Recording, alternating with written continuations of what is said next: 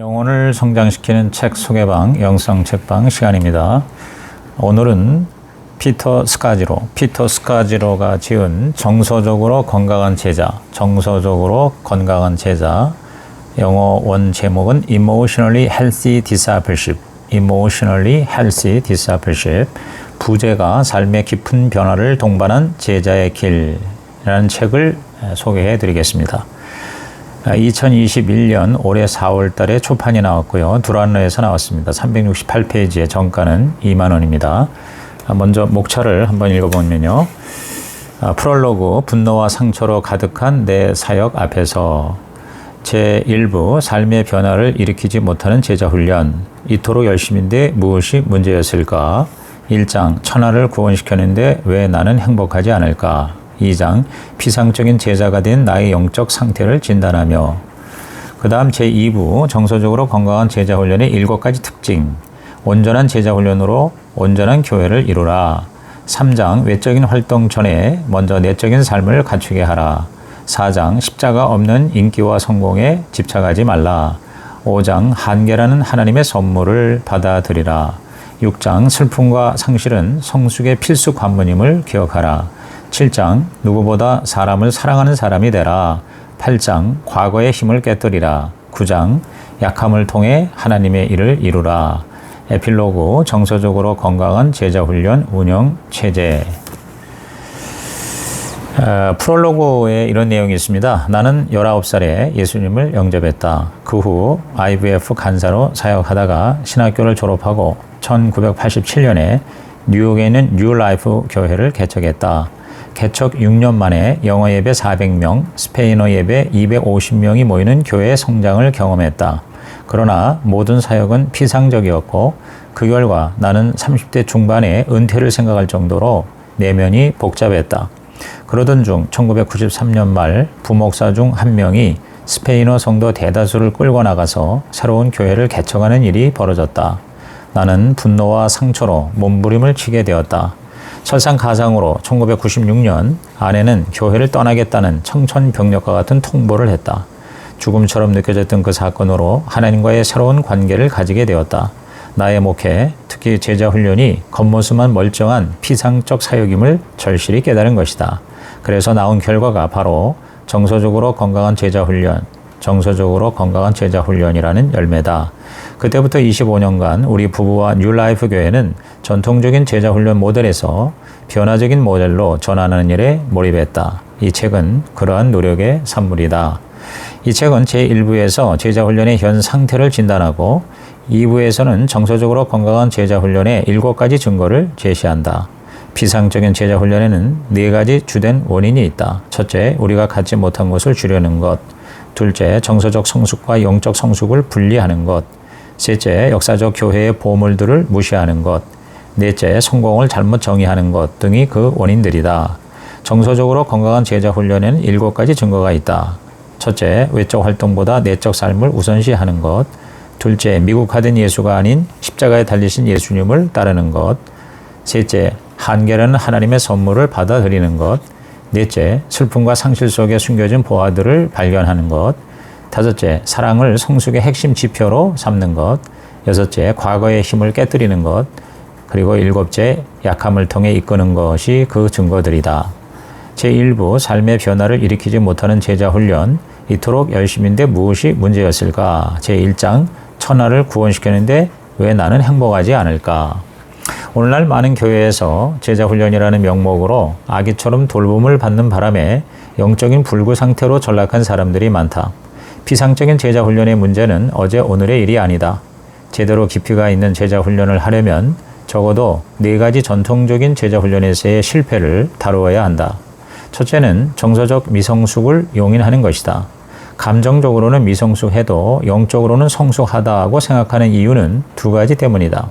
한 가지는 이웃사랑으로 하나님에 대한 사랑을 측정하지 않았기 때문이다. 하나님 사랑과 이웃사랑은 불가분의 관계다. 예수님은 하나님과의 관계는 율법주의적으로 강조하면서도 사람과의 관계는 가볍게 여겼던 랍비들에 대해서 역겨워하셨다.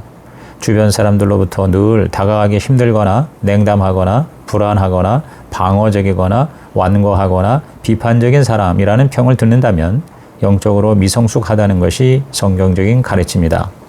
나는 열심히 제자 훈련을 했지만 아내부터 시작해서 가까운 사람들조차 나를 사랑이 많은 사람으로 인식하지를 못했다. 정서적인 미성숙을 용인하는 또 다른 이유는 영적인 것을 강조하고 정서적인 것을 불신했기 때문이다.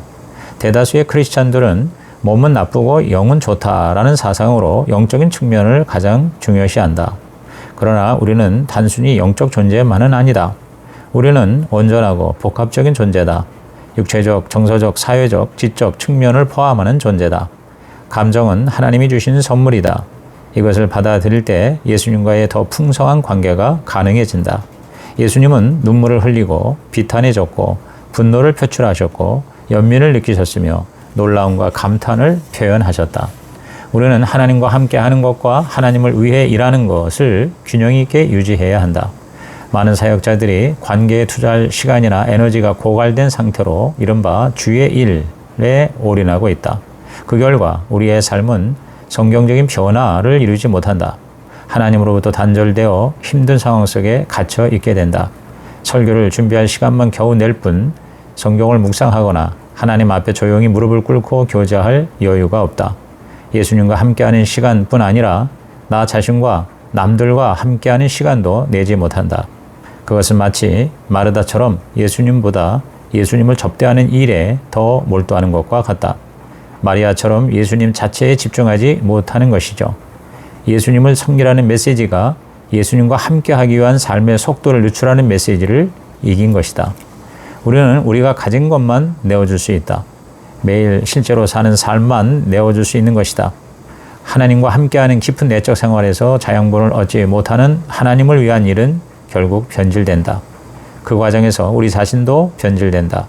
하나님의 사랑에서 자신의 가치를 찾지 못하고 자신의 가치를 사역의 성패와 성과에 연결시키기 시작한다. 그럴 때 그리스도와 함께하는 삶이 주는 평안과 명료함과 부유함이 서서히 사라지고 마는 것이다. 그동안 우리는 교회 역사의 보물들을 무시했다. 교회 전체의 역사에 관한 무지는 교회로 하여금 잘못된 방향으로 흐르게 한다. 우리의 오해를 바로 잡아줄 진리는 세 가지다. 우리는 하나님의 거대한 강의 한 지류이다. 우리는 세 분과로 이루어진 하나의 글로벌 교회이다. 우리는 나름의 치부와 맹점을 가진 하나의 운동이다. 우리는 하나님의 거대한 강의 한 지류이다. 복음주의 운동은 몇 가지 특징이 있다. 사람들을 그리스도와의 개인적인 관계로 인도하는 일에 대한 헌신, 세상에 적극적으로 복음을 전하는 일에 대한 강조, 하나님 말씀으로서의 성경에 대한 깊은 확신, 그리고 예수 그리스도에 대한 집중 등이 그것들이다. 이러한 복음주의가 소홀히 한 것이 있는데 그것은 사역의 생산성이 곧 영적 성숙을 의미한다는 오해를 받아들인 것이다. 지금 우리는 정교회, 로마 가톨릭, 그리고 개신교라는 세 분파로 이루어진 글로벌 교회를 가지고 있다. 개신교회는 다른 두 부류의 교회에서 배울 점이 있다. 정교회와 가톨릭의 문제를 강조한 나머지 개신교는 그 교회들이 가지고 있는 전통의 보물들에 대해서 보지 못하고 아울러 우리 전통의 치부와 맹점도 보지 못한다. 하나님은 지역교회와 교단과 분파를 보지 않으신다. 하나님은 대륙과 문화를 초월해서 길고 비옥한 역사를 지닌 하나의 교회를 보신다. 복음적 부흥주의는 두 겹의 기독교를 낳았다.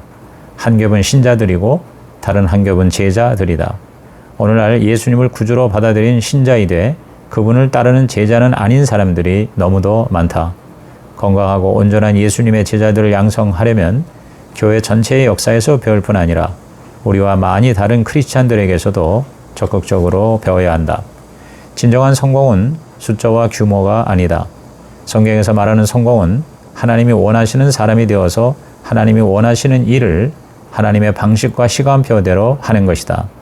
이는 교회가 수적으로 성장하고도 실상은 실패할 수 있다는 의미다. 반대로 숫자는 감소하지만 실상은 성공할 수 있다. 이런 모든 수적 지표보다 예수님의 지표가 기준이 되어야 한다. 예수님은 그분 안에 거하고 풍성해지라고 하셨다. 예수님의 제자 훈련은 관계적인 맞춤화 전략이다. 피상적인 제자 훈련의 네 가지 원인을 다시 정리해보자. 첫째, 우리가 갖지 못한 것을 주려는 것. 둘째, 정서적 성숙과 영적 성숙을 분리하는 것. 셋째, 역사적 교회의 보물을 무시하는 것. 그리고 넷째 성공을 잘못 정의하는 것들이었다. 우리는 이러한 실패들을 다룬 후에 건강하고 성경적인 공동체를 만들 수 있다. 그 효과적인 방법이 바로 변화적 제자훈련, 영어로 Transformative Discipleship이다. 건강한 제자훈련이란 예수님의 명령대로 제자 삼는 제자가 되어 온 세상을 변화시키는 것이다. 이와 같은 정서적으로 건강한 제자훈련, 영어로 EHD, Emotionally Healthy Discipleship은 깊은 변화를 전제로 한다. 2장, 피상적인 제자가 된 나의 영적 상태를 진단하며 정서적으로 건강한 제자는 삶의 속도를 낮춰 예수님과 함께하는 시간을 낸다. 삶의 표면 아래까지 살피고 다룸으로써 예수님에 의해 깊이 변화된 다음 예수님을 위해 자신의 삶을 세상에 선물로 내어준다. 이러한 제자인지 아닌지를 평가하는 질문이 64페이지에서 68페이지에 걸쳐 7가지 영역으로 나와 있다. 첫째가 외적 활동보다 내적 삶을 우선하는지, 둘째, 미국화된 예수가 아닌 십자가에 달리신 예수님을 따르는지, 셋째, 한계라는 하나님의 선물을 받아들이는지, 넷째, 슬픔과 상실 속에 숨겨진 보화들을 발견하는지, 다섯째, 사랑을 영적 성숙의 지표로 삼는지, 여섯째, 과거의 힘을 깨뜨리는지, 그리고 마지막 7째, 약함을 통해 이끄는지 평가하게 된다. 그 평가에 따라서 정서적인 젖먹이, 정서적인 아이, 정서적인 청소년, 그리고 정서적인 어른으로서 자기 자신을 규정할 수가 있다. 물론 우리의 목표는 정서적 어른이 되는 것이다. 정서적 어른의 모습에 대해서 72페이지에 요약된 것을 한번 읽어보겠습니다. 정서적 어른은 다른 사람을 비판하거나 바꾸려고 하지 않고 그냥 있는 그대로 존중하고 사랑해준다. 다른 사람이 자신에게 뭔가를 주거나 자신이 원하는 대로 행동해서가 아니라 그냥 인간 자체로서의 그 가치를 인정해준다. 자신의 생각과 감정, 목표, 행동에 대해서는 철저히 책임을 진다. 의견이 다른 사람들에게 자신의 신념과 가치를 적대적인 태도가 아닌 정중한 태도로 표현할 줄을 안다. 자신의 한계와 장단점을 정확하게 파악하고 있다. 자신이 그리스도께 사랑을 받고 있다고 깊이 확신하기 때문에 다른 사람의 인정을 구걸하지 않는다. 하나님을 위한 외적인 일과 하나님과 함께하는 내적인 상태가 잘 균형을 이루고 있다. 즉 마리아와 마르다의 이야기를 보시오. 단순히 그리스도를 섬기기만 하는 데서 그분을 사랑하고 그분과의 교제를 즐기는 수준까지로 신앙생활이 성장해 있다. 제2부는 정서적으로 건강한 제자훈련의 7가지 특징해서 온전한 제자훈련으로 온전한 교회를 이루라. 그래서 3장 외적인 활동 전에 먼저 내적인 삶을 갖추게 하라. 너무 많은 사람들이 준비되지 않은 상태에서 너무 많은 일을 하려다가 무너진다. 예수님과 함께하는 시간에서 예수님을 위한 일이 흘러나온다. 그것이 바로 느림의 영성, slowed down spirituality 혹은 슬로우 제자훈련, slowed down discipleship이다. 하나님을 위해 일하는 리더가 되기 전에 하나님과 함께하는 리더가 되어야 한다. 하나님과 함께하는 리더는 하나님의 사랑을 영혼 깊이 채운다. 그러면서 자신의 뜻을 하나님의 뜻 앞에 내려놓는다. 하나님과 함께하는 삶이 하나님을 위한 일을 감당할 만큼 충분히 채워져야 한다. 정서적 충만은 영적 충만으로 이어져야 한다. 영적 충만, spiritual fullness는 하나님과 함께하는 것과 하나님을 위해서 일하는 것이 건강한 균형을 이룬 모습이다. 이에 대해서 83페이지를 읽어보겠습니다. 영적 충만, 즉 spiritual fullness는 하나님과 함께하는 것과 하나님을 위해 일하는 것이 건강한 균형을 이룬 모습이다. 영적으로 충만한 사람들은 자신의 영적, 육체적, 정서적 능력으로 감당할 수 있는 수준 이상으로 많은 활동을 하지 않도록 주의한다. 그들은 하나님을 위해 일하기보다는 하나님으로부터 받는 데 더 초점을 맞춘다. 그들은 자신이 누리는 예수님을 타인에게 나눈다. 그들은 리더가 감당해야 할 요구와 압박을 다룰 수 있게 해주는 주기적이고도 지속 가능한 리듬을 기른다. 그들의 잔은 하나님으로 꽉 차 있다. 그들은 하나님의 사랑을 끊임없이 공급받기 때문에 다른 사람에게 끊임없이 사랑을 베풀고도 고갈하거나 탈진하지 않는다.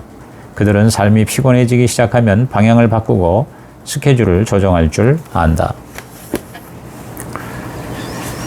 예수님의 사역과 초대교회는 하나님을 위한 일과 하나님과 함께하는 내적 삶에서 비롯되었다. 예수님은 12제자들을 자기와 함께 있게 하시고 사역을 하게 하셨다. 건강한 제자 훈련은 외적 활동보다 내적인 삶을 강조해서 사람들의 삶 표면 아래까지 파고든다. 제자 훈련의 속도를 조절하고 우선순위를 철저히 재조정한다. 그러한 사역 방식은 세 가지를 염두에 둔다. 첫째, 자신이 갖지 않은 것을 줄 수 없다. 둘째, 우리가 무엇을 하느냐도 중요하지만 우리의 내적인 삶이 어떤가는 더 중요하다. 셋째, 우리가 다른 사람에게 줄 수 있는 것은 자신의 내적인 삶이다. 외적인 활동보다 내적인 삶을 먼저 챙기는 것이 그토록 어려운 이유는 자신의 거짓 자아를 직면해야 하기 때문이다. 거짓 자아란 우리가 자신을 보호하고 자존감을 키우기 위해 사용하는 모든 외적인 것을 말한다. 예를 들어 외모, 교육, 재능, 성공 등이다. 그로 인해 발생하는 것들, 즉 자기 방어, 소유욕, 타인을 조종하는 것, 자기 홍보, 남들과 차별되려는 욕구 등이다. 이 거짓 자아에 종교의 껍데기가 씌워지면 벗겨내기가 더욱 어려워진다. 반면 참된 자아는 하나님이 창조하신 전인적 자아이다. 영원 전부터 따로 마련된 하나님의 특정한 얼굴이다. 우주의 하나님이 우리 안에 그분의 거처를 마련하셨고 예수님께 주신 그 영광을 우리에게도 주셨다. 이러한 거짓 자아를 버리고 하나님과 함께 하기 위한 네 가지 방법이 있다. 첫째, 먼저 하나님과 함께 하려는 결단을 내려야 한다. 초대교회 교부들은 하나님과 함께 하기 위해 사막으로 들어가는 결단을 취했다. 주 3세기의 안토니우스, 4세기의 아르세니우스 등이 대표적인 사막 교부들이다. 둘째, 자신의 감정을 느껴야 한다. 위의 것만 바라보지 말고 생각과 감정이 있는 내면을 들여다보는 것이다. 사막교부 에바그리우스는 하나님을 알고 싶은가? 그렇다면 먼저 너 자신을 알라고 했다. 하나님으로 가는 길은 필연적으로 자기 이해의 문을 통과하는 것이다. 이를 위해서 고통스러운 질문을 던져야 한다. 예를 들어 왜 항상 바쁜가? 왜 그토록 성급하고 걱정이 많고 화를 잘 내는가? 왜 갈등을 회피하는가? 라고 자문하는 것이다. 하나님은 슬픔, 의기소침, 분노, 불행한 결혼생활, 툭하면 헝클어지는 삶으로 인한 좌절감 같은 감정을 통해 우리에게 말씀하신다. 셋째, 침묵의 시간을 가져야 한다. 침묵의 시간은 예수님을 따르는 방식과 사람들을 이끄는 방식을 완전히 바꾸어 놓는다. 침묵 연습을 통해 우리가 원하는 것을 하나님께 요구하던 기도에서 하나님이 원하시는 것을 우리가 동일하게 원하는 것으로 기도의 초점이 완전히 바뀌게 된다. 하나님과 함께 하려는 것이 기도의 본질이다. 침묵은 하나님의 사랑이 우리 안에 들어와 우리 존재의 구석구석까지 온통 스며들도록 자신을 여는 일이다. 침묵 가운데 우리는 자신을 열어 하나님의 음성을 듣게 된다. 넷째, 예수님과 교제해야 한다. 우리는 항상 기도하는 사람이 되어야 한다. 예배와 기도 시간 외에도 일상에서 끊임없이 하나님의 임재를 경험하는 것이다. 깨어있는 내내 하나님을 기억하고 그분에 거하는 것이다. 성경에 쉬지 말고 기도하라는 것을 실제로 실천하는 것이다. 하나님과 함께 하기 위한 네 가지 방법 다시 정리해보자. 결단을 내리고 감정을 느끼고 침묵을 훈련하고 하루 종일 예수님과 교제하는 것이다. 외적 활동이 내적 삶을 추월했다는 신호는 여러 가지다. 예를 들어서 첫째, 할 일은 많은데 시간이 없어서 극심한 압박감을 느낀다. 둘째, 스트레스와 근심으로 인한 몸의 경직을 무시한다. 셋째, 다른 사람의 이목에 신경을 쓴다. 넷째, 미래에 관해 걱정하는 시간이 많다. 다섯째, 항상 급하게 뛰어다닌다. 여섯째, 방어적이고 쉽게 화를 낸다. 일곱째, 온갖 할 일에 정신이 팔려있다. 여덟째, 성급하게 의견을 내고 비판한다. 아홉째, 다른 사람의 성공을 축하해주지 못하고 위협을 느낀다. 열 번째, 듣기보다 말하는 시간이 많다.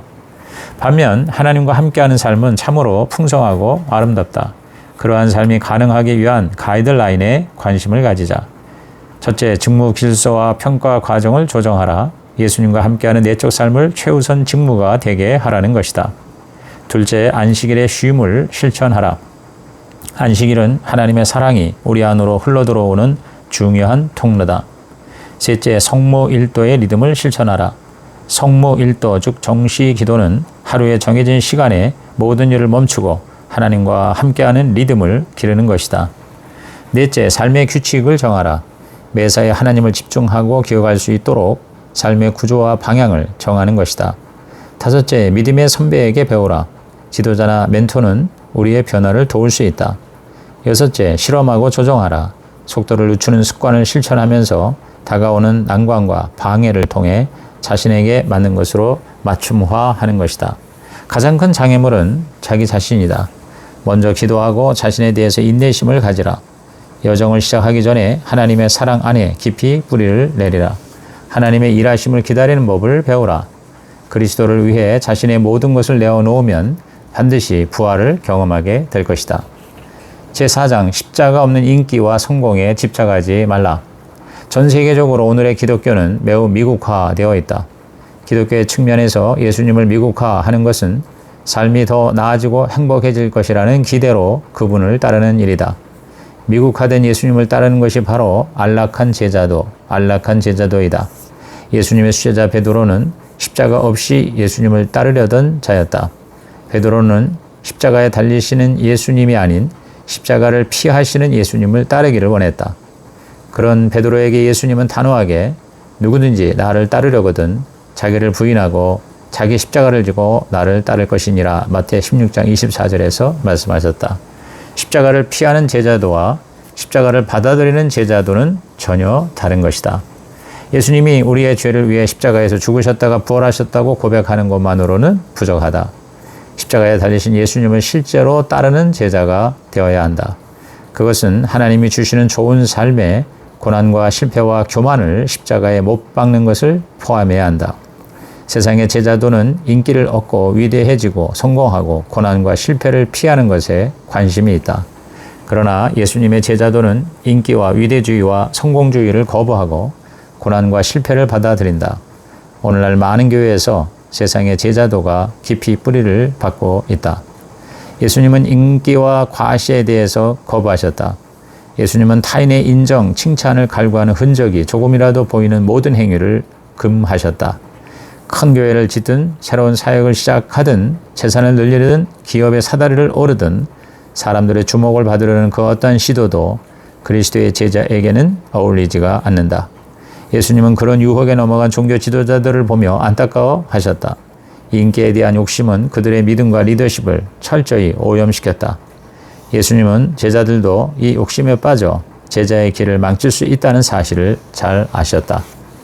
우리는 사람들의 인정과 칭찬이 아니라 오직 한 분 하나님께만 잘 보이면 된다. 예수님은 우리의 인정 욕구가 사람들에게서 하나님께로 바뀌기를 원하신다.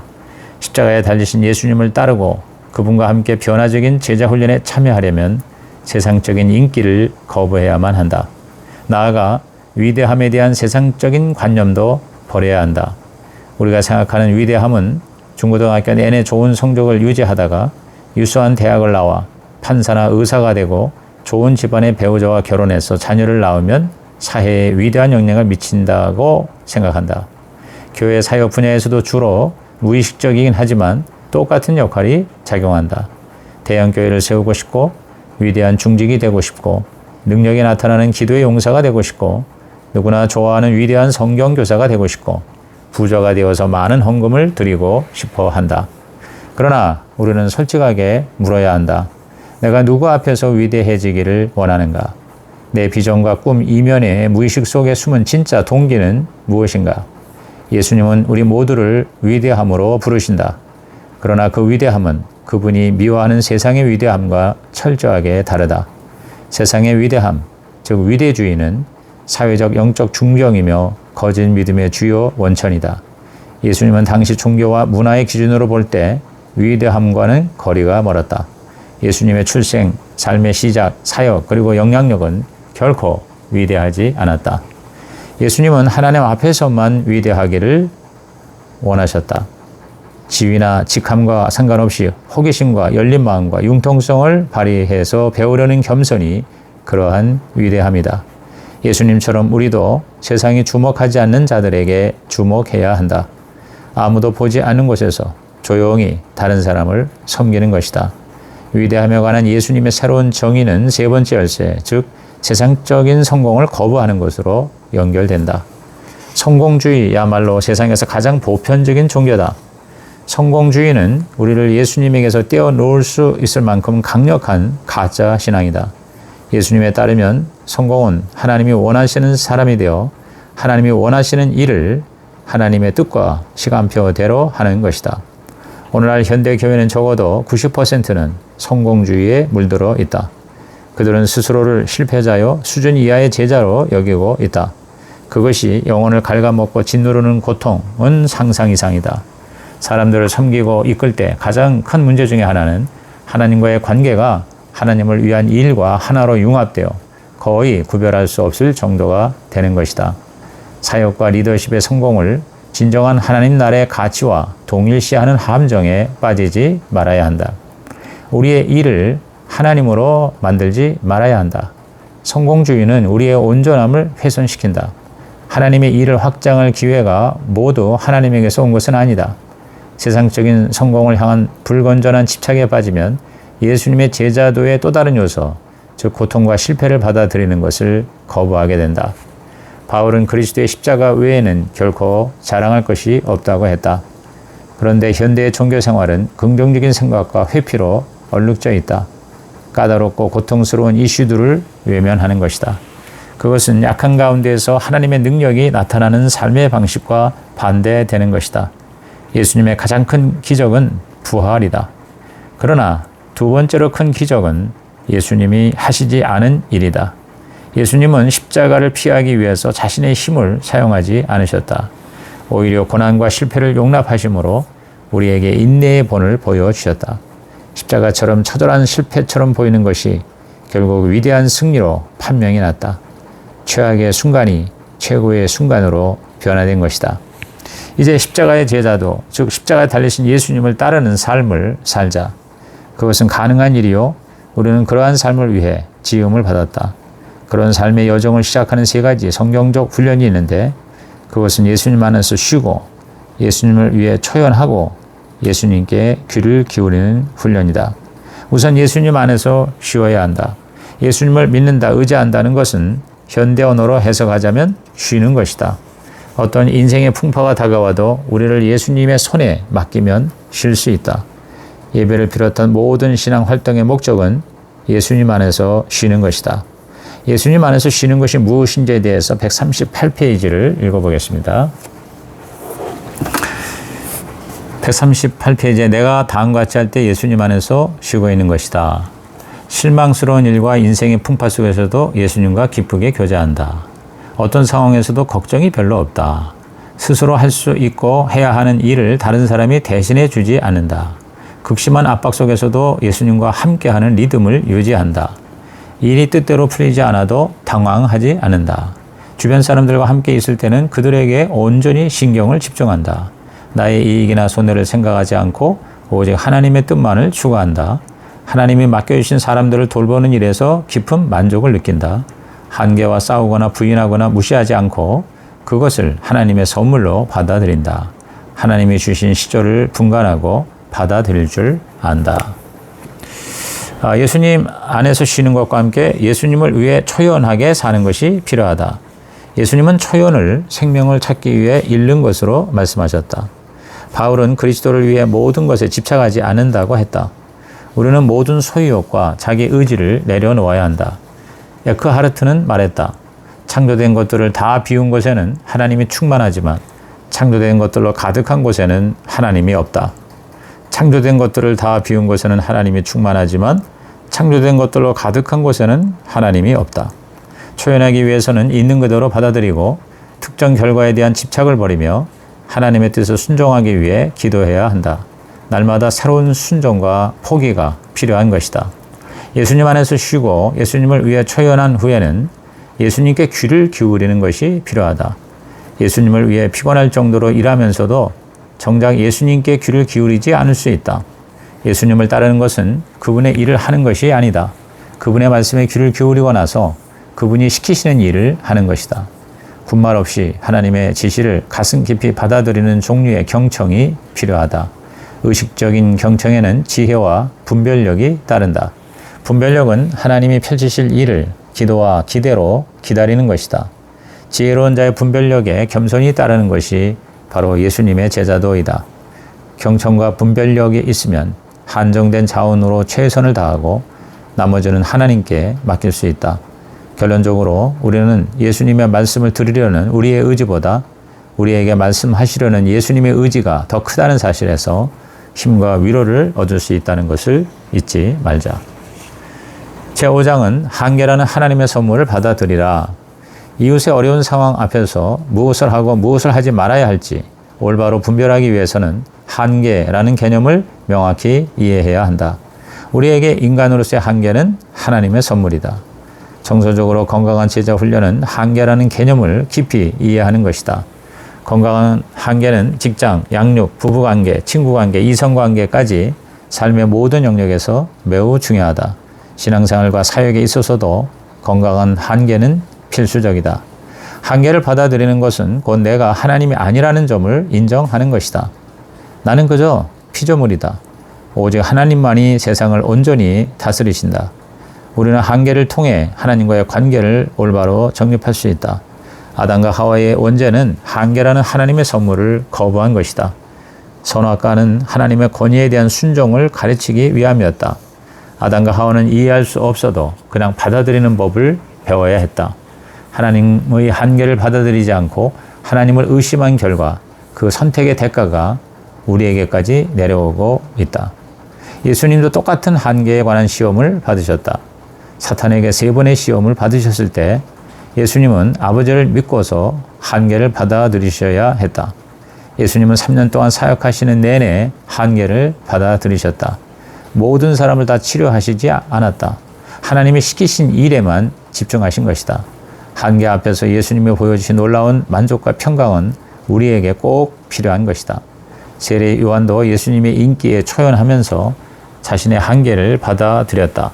그래서 예수님을 가리키면서 그는 흥하셔야 하고 나는 쇠해야 한다라고 자신의 현실을 받아들였다. 나의 처음 사역은 한계라는 하나님의 선물에 대해서 전혀 무지했다. 시간은 없고 할 일은 많은 상황이 무한 반복되었다. 결국 나는 내가 아닌 다른 사람으로 살아가면서 오랫동안 허송세월을 했다.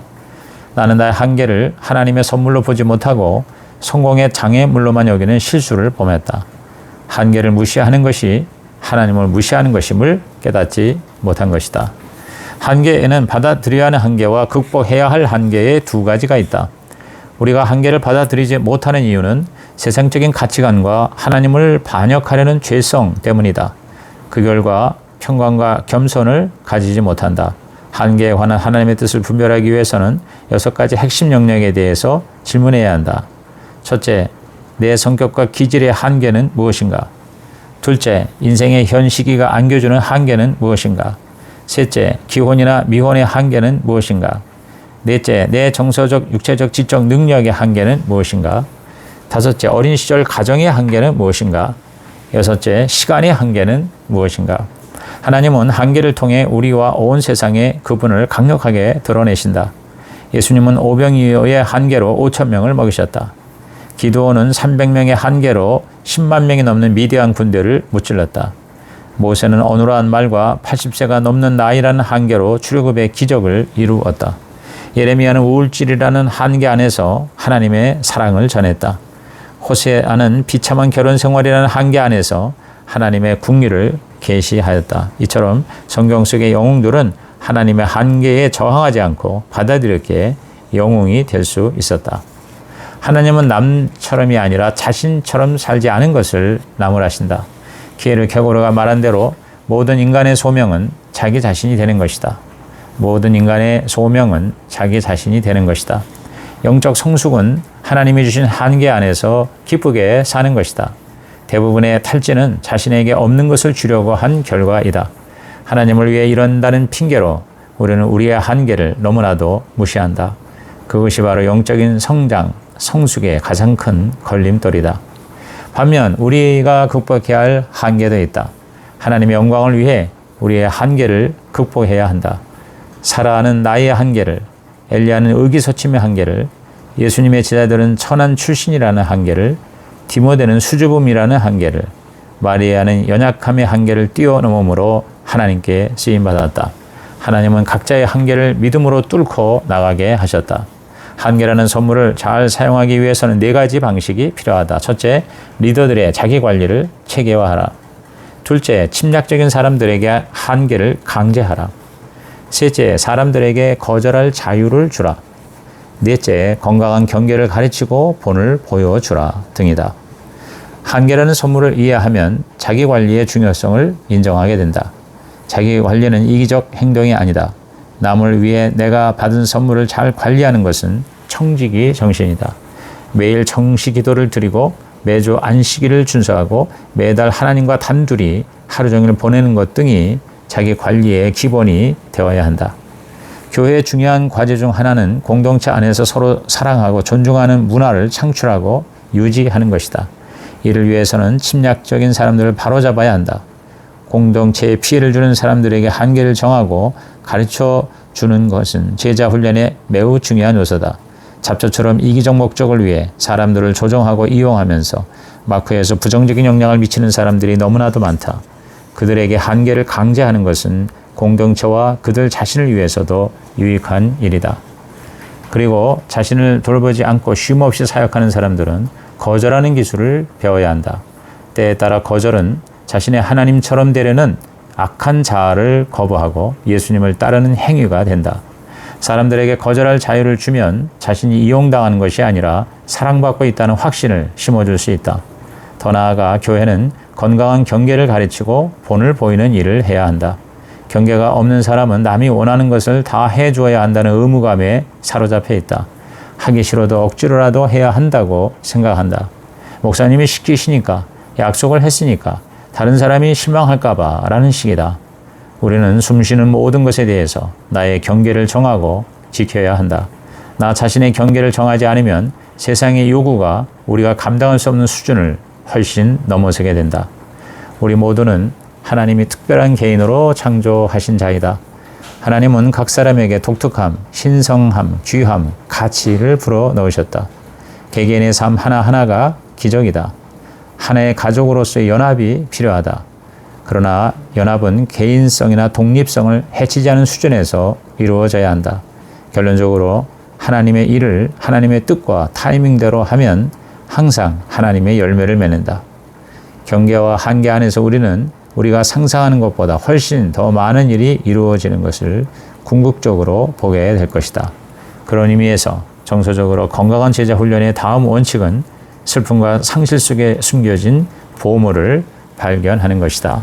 이상으로 피터 스카지로의 정서적으로 건강한 제자 내용 제1편을 마칩니다.